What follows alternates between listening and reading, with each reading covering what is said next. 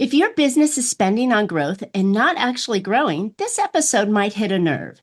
See, most firms underfund their areas that drive revenue, sales, marketing, and R&D, and then wonder why their results stall. In this conversation, financial strategist John Morris breaks down how to budget for real growth, use benchmarks to stop guessing, and make sure that every dollar you invest in delivers measurable impact.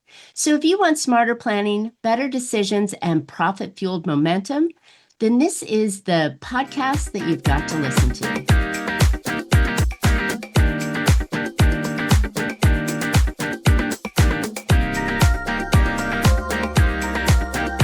Hey, entrepreneurs, if you're working too hard for too little profit, well, welcome to Profit with a Plan podcast, where we help you scale smarter, increase profitability, and build a business that's worth more, whether you keep it or sell it.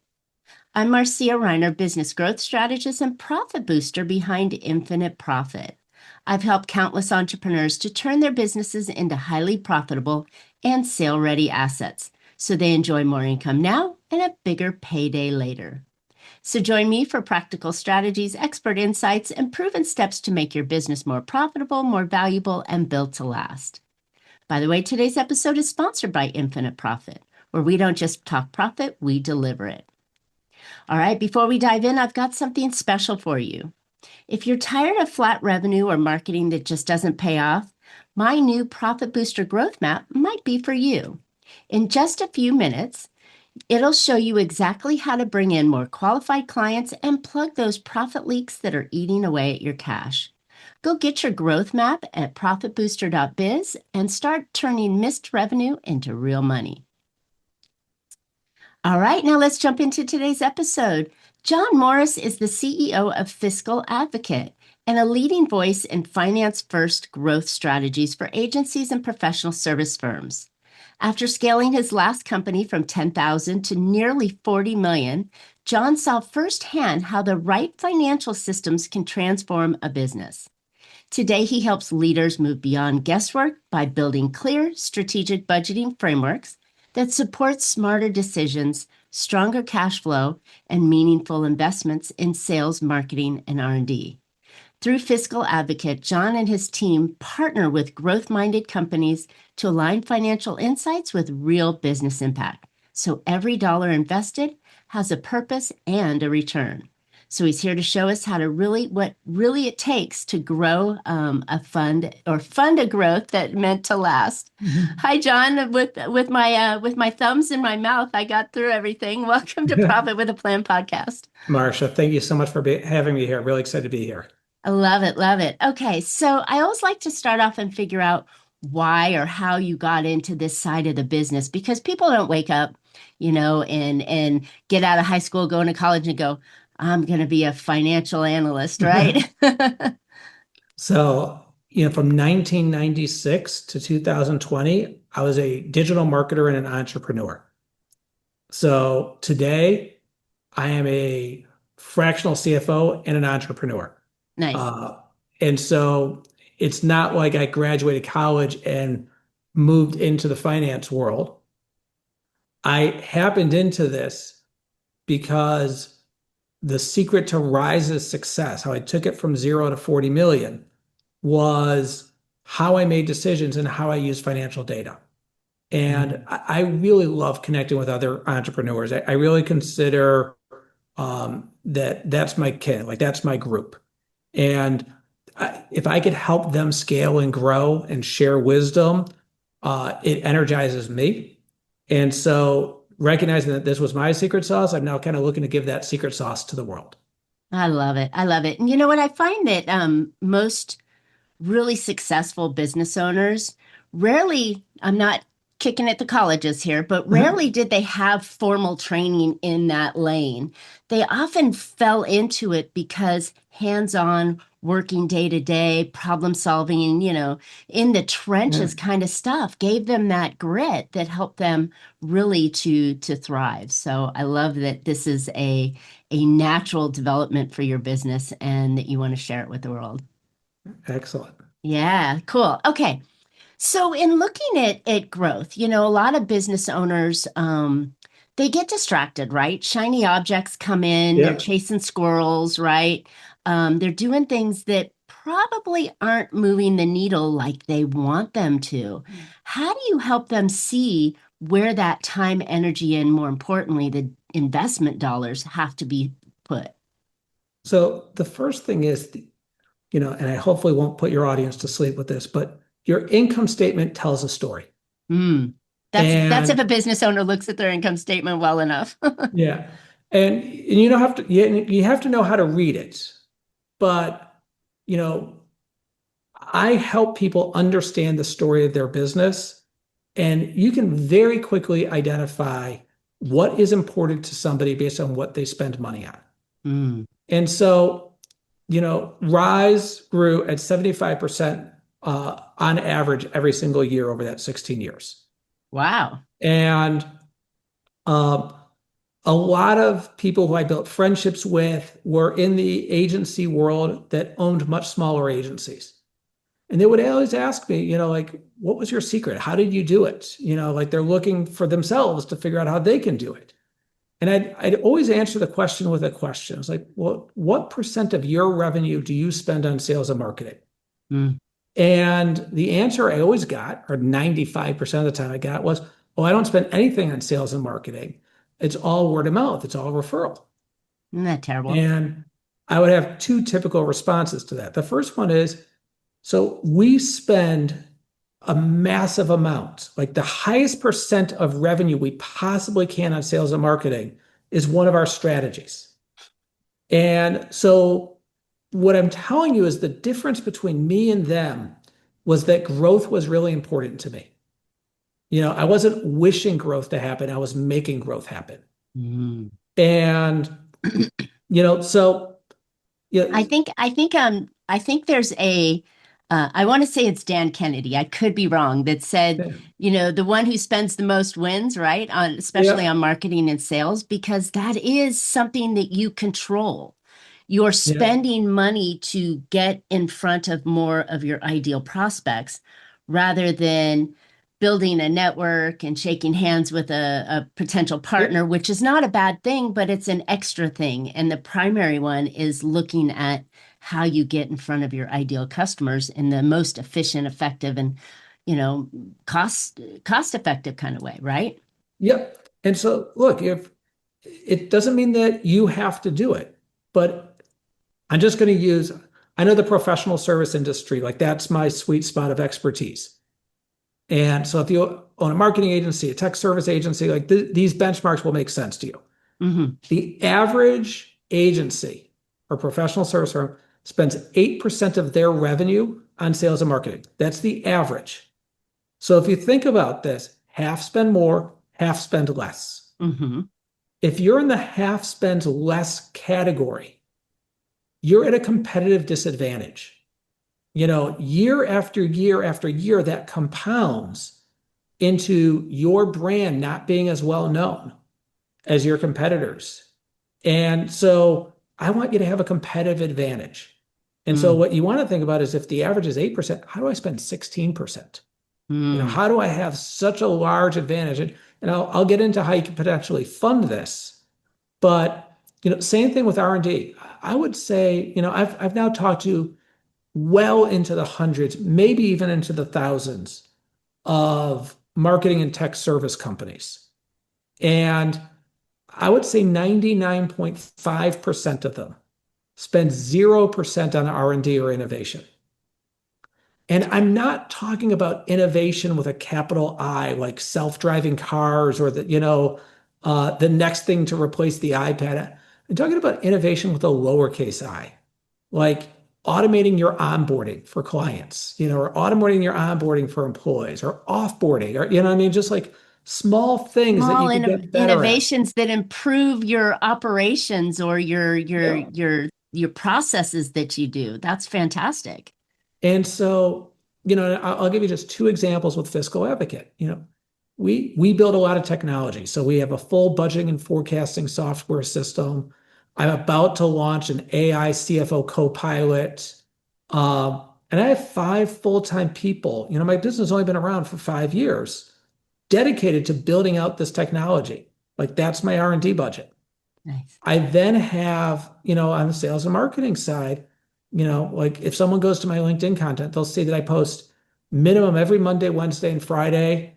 Haven't missed a single week since August of last year because I have a firm that I'm allocating money to help me manage and build that content Mm. because growth is important to me. And the reason why I innovate is so that I can deliver a better experience and better results for my clients at the end of the year than I can at the beginning of the year. And so these are the metrics I want you to be thinking about is how do you get more money into those two metrics, your R&D budget and your sales and marketing budget, so that you keep your customers longer and you're able to win new customers. I love this idea, but let me ask you a question. So Yeah. I think when when business owners look at that kind of investment, okay, if we're going to take that 8% median and say we're going to invest that into our sales and marketing, what kind of return on that investment are they really expecting? And, how do you get them to really believe that that investment will pay off? Yeah. So there's two things. First is getting the money to actually invest in it. And the second thing is spending it intelligently, right? If Yes. if sales and marketing was easy, everyone would be putting more and more money into it. It's hard. Okay. And oftentimes your first ROI is to gather enough data to find out if something works. Mm. I'm thinking about an event strategy and I'm going to go try these 4 events. And you go there and it turns out that, they were the wrong events completely. And you failed. So that doesn't mean that you stop. It means that you test the next thing Mm. until you find the thing that works. But I'll get into some metrics. So, if you're investing in sales and marketing, you generally have two types of revenue. It's project-based revenue or what I call MRR, monthly recurring revenue on the service side of business. Hmm. And on the monthly recurring revenue side, I look at break-even analysis, meaning how much did it cost to acquire a customer and how many months do you have to keep that customer before you break even? If Mm. it takes longer than a year, meaning that you bought this customer and you're still losing money off of buying them after 12 months, your marketing is not efficient. If it's 6 months or less, you're in the sweet spot of where I want you to be. And if it's 3 months or less, you are best in class. Then my question is, how do you spend more? You Yes. know? On the Yes. flip side, I do a lot of benchmarking data with my clients, and I have clients that their sales and marketing is awful, and I'm looking into why is that the case? This is a real story.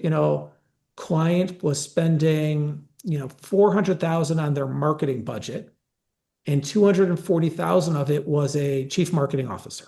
Mm. And, I just said to them, I was like, you've hired way too senior of a person for the size of your budget. Like you need to have a $2 million budget to justify that hire.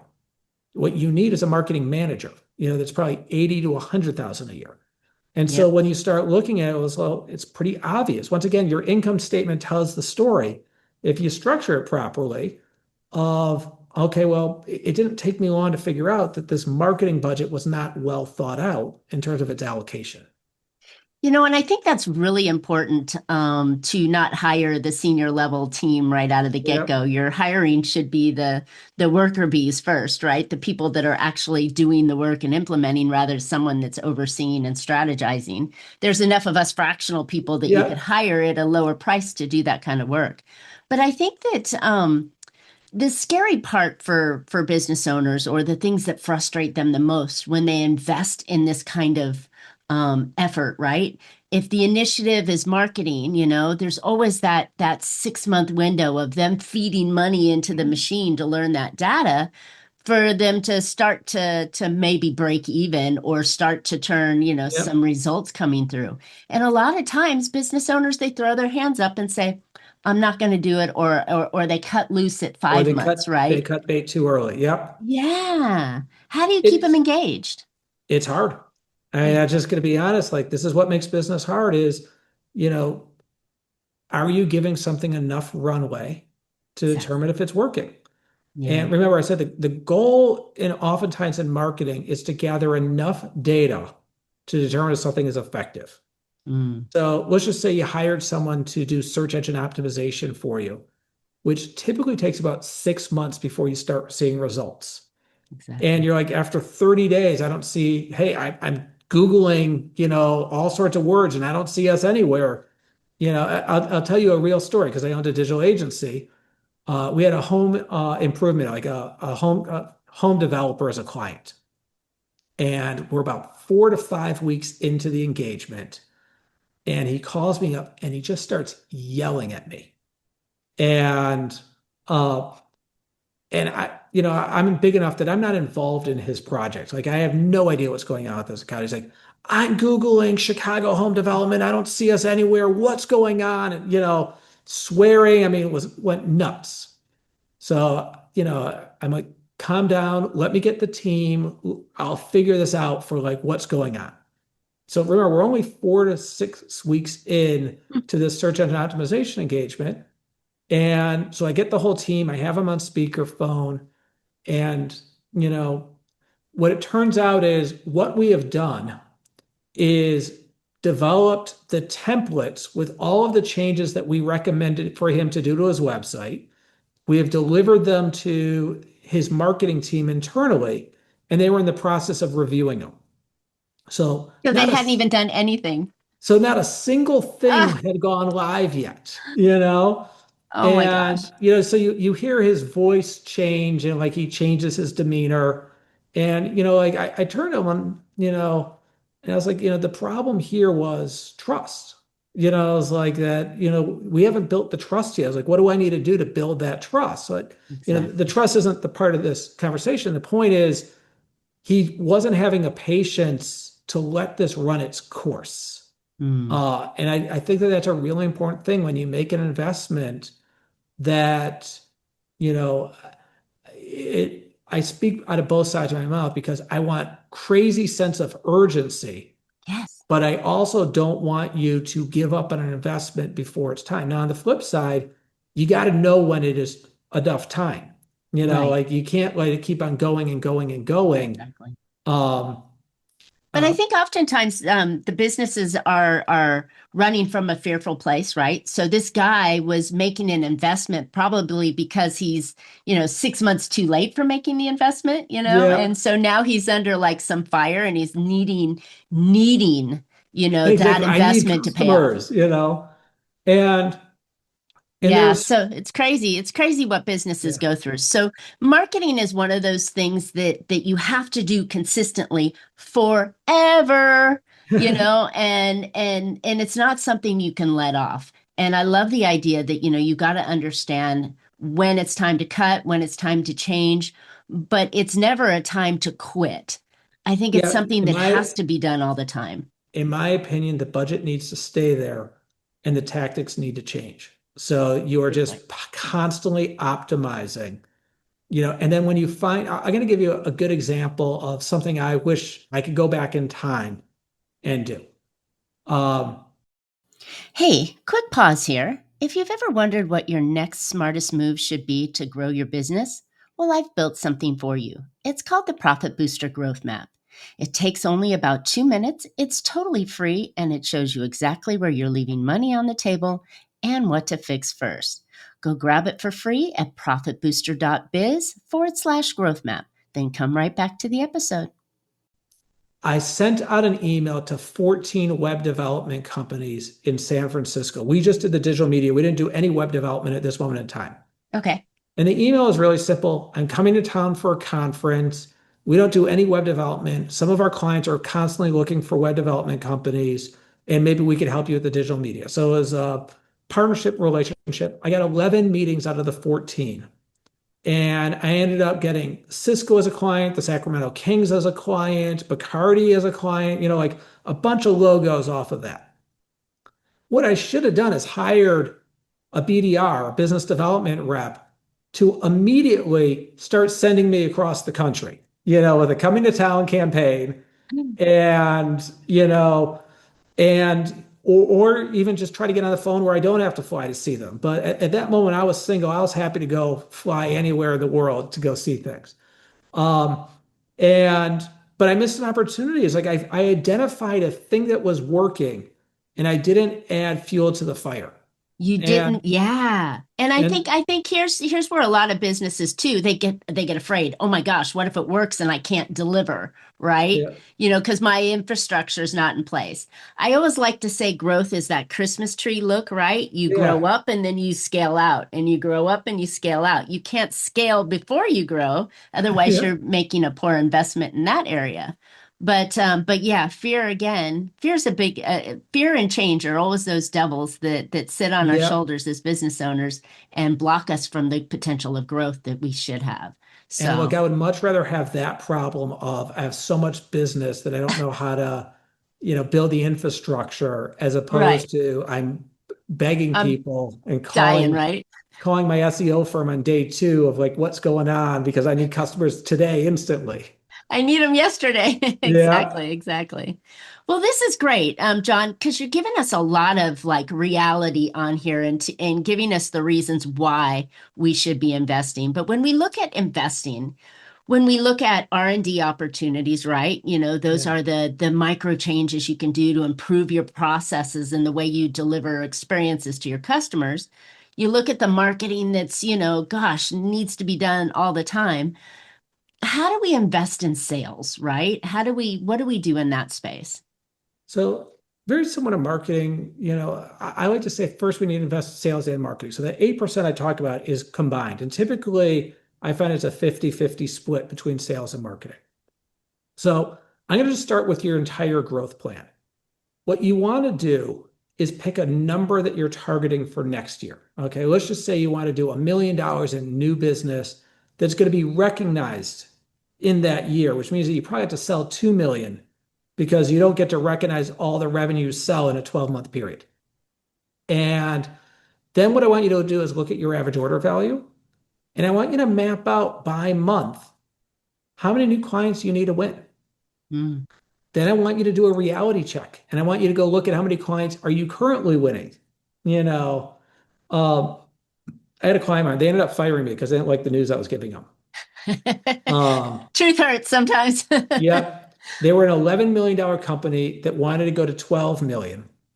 And when I put their plan together, I told them that they're only going to do nine. And so uh, they fired the messenger on that. But the main reason was they had three seven-figure accounts and they lost Ah, all three of them. And they were winning two new customers a month. And their average order value was like $120,000. In order to get to 12 million, they would have to go from winning two clients a month to seven clients a month. that's a huge jump. And we were in January of the year. So the year started already. And they're like, well, we just hired a salesperson. And I was like, that's great, but that person's going to take 3 to 6 months just to get up to speed. So it's not like they're coming with a pipeline of an immediate opportunity. And every Hmm. month you lose makes it harder and harder for the year. So, um, so I like that reality check. Then what you have to figure out is, you know, how are you going to generate the leads from the marketing? And then what role do you want your salespeople to be? Like there are closers, there are hunters, there are sales operations people. And so you want to make sure you're investing in the sales, but you got to figure out what's your pain point. I'll give you Fiscal Advocate as an example. I happen to be, I think, a very good closer, when I get an opportunity. I have a fairly high win rate. I think I'm good at building trust, and the trust is real. But my problem right now is I'm doing about 80 different things. Doing a podcast interview with you. Right before this, I was talking to a client. I had two client meetings this morning. I don't have the time because of all the things I'm doing running this business to be Be out the closer. at an event. Actually, I have the capacity to do the closing. I don't have the capacity to Mm. do the hunting. Ah, got it. So what I need is someone who is literally playing golf 4 days a week with prospects, going to dinners at nighttime, flying to events and conferences and networking, and they live out of a hotel room with a bag in hand. Uh, that to me is one type of salesperson. They're the relationship salesperson. I happen to have enough capacity, but at some point I won't have enough capacity where I'll need to hire a closer. And I'll need Mm. someone who can really develop the right strategy for the client, where the client's going to trust them that they're creating the right solution and that they can deliver on what they're promising. And so sales is, multiple facets in terms of what type of role you need to hire for.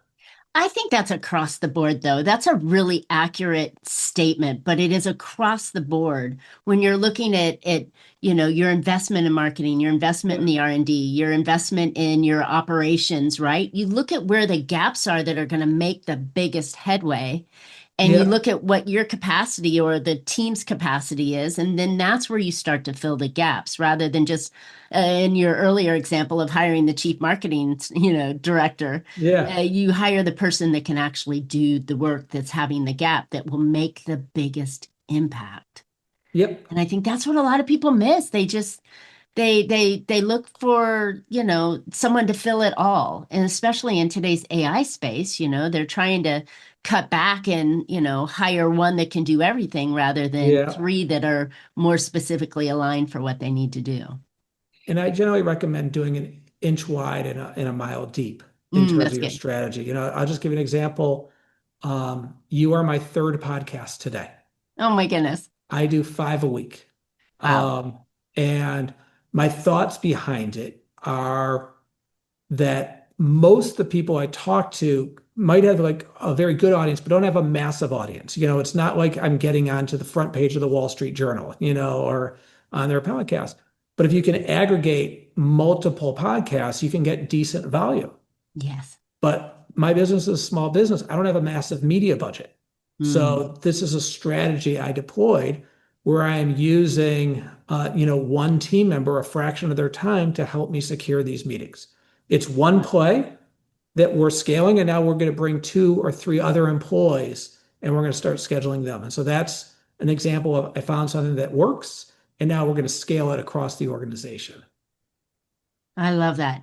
So is this something, this kind of strategy or insights that we're talking about here?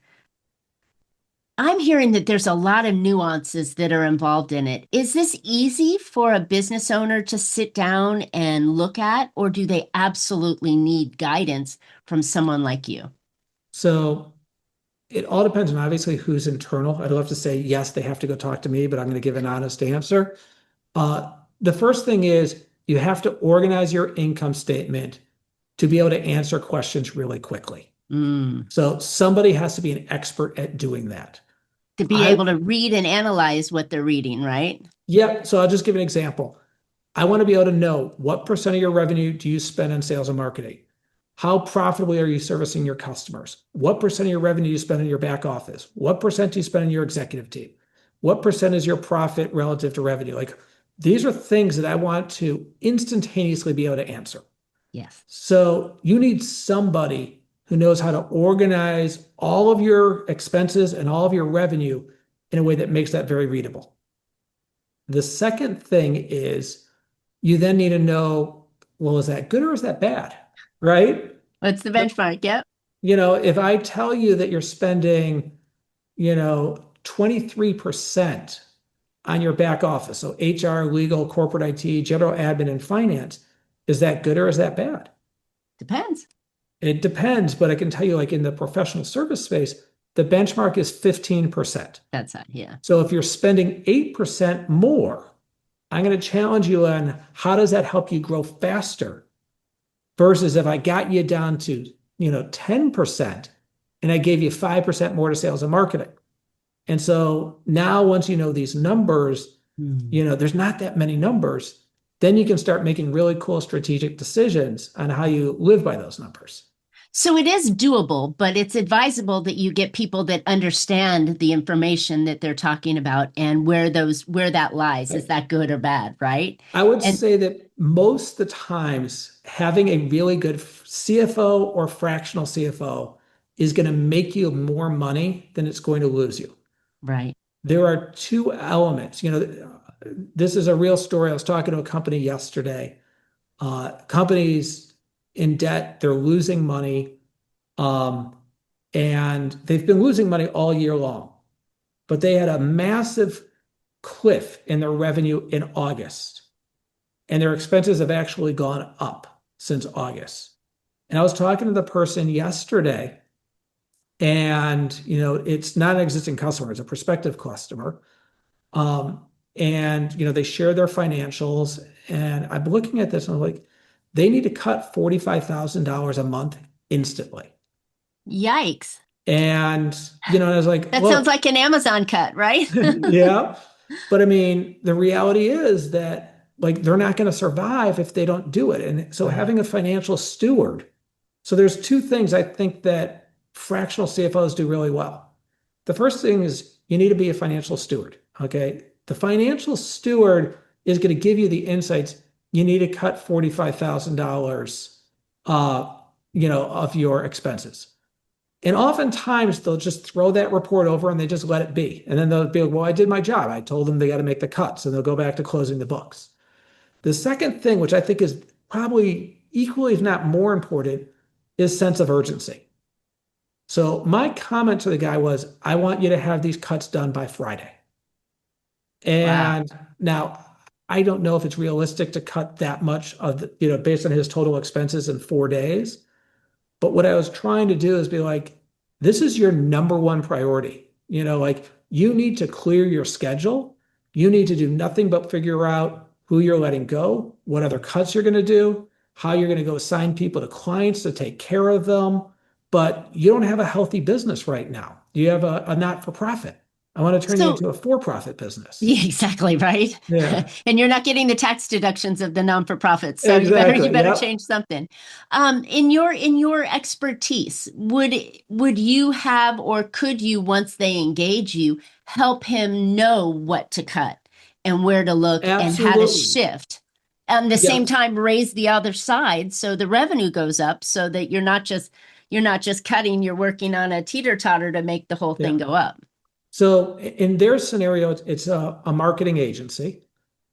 And all I know is that his payroll is not unbundled. It's one line item, and typically you want your payroll to be 55% of your total revenue In a service company like in that, a yes. service company. His was 85%. Okay. Okay. So I can tell you that he needs to cut his payroll, but you want to unbundle it. So you want to put everyone who does client work in the client work bucket, everyone who does the sales and marketing in the sales and marketing bucket. Which Then is I can data tell him, management. yeah. It is 100% data Mhm. management. And if you had the right person in the front end that was able to manage your data properly, you could see and then make those decisions, right? And I think that's Exactly. what you're Yep. leading to, rather than just having it all bundled in payroll.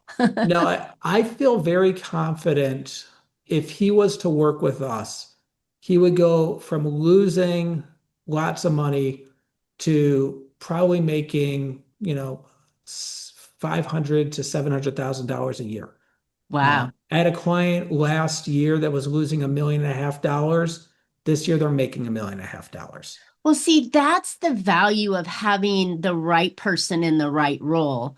Yeah, And, you don't have to hire them as a key employee, as the CFO on deck, and pay them, yeah. 180, $200,000 a year. You can hire a fractional that can work on a specific project for a period of time to adjust the money and make sure that the decisions and the data are giving you the right direction to go into. Is Not that, I only just mean, that's totally not, doable, right? totally doable. Let me take a step further. I've looked at all my clients between 0 and 20 million in revenue, and only two of them, and I'm talking about, 40 to 50 clients have had a CFO, an internal CFO. And it was very similar to that CMO example I gave you, way overpaid. And the ones that had that CFO that were way overpaid were the ones where their financials were in the worst shape. When you hire, it's just too expensive, and they were just building too much infrastructure and they weren't adding any value. I Mm. found the ones between 0 and 20 really, when you find the right fractional CFO, that they're the ones who are being much better financial stewards. I would say after you get over 20 million, you can start hiring, well-functioning CFOs that are going beyond controller type duties and really acting as a CFO. Right. Right. John, this has been brilliant. It really opened the eyes of the challenges that businesses are having because the business owner's got his head down. He's putting out fires, chasing customers, trying to make things work. But then if he just if they just take a breath, look back, look at the data and figure out where those changes might need to go, then they could invest in the right direction to grow both sides, the revenue side as well as managing the costs, so that they're profitable, right? I mean, isn't that the whole goal here?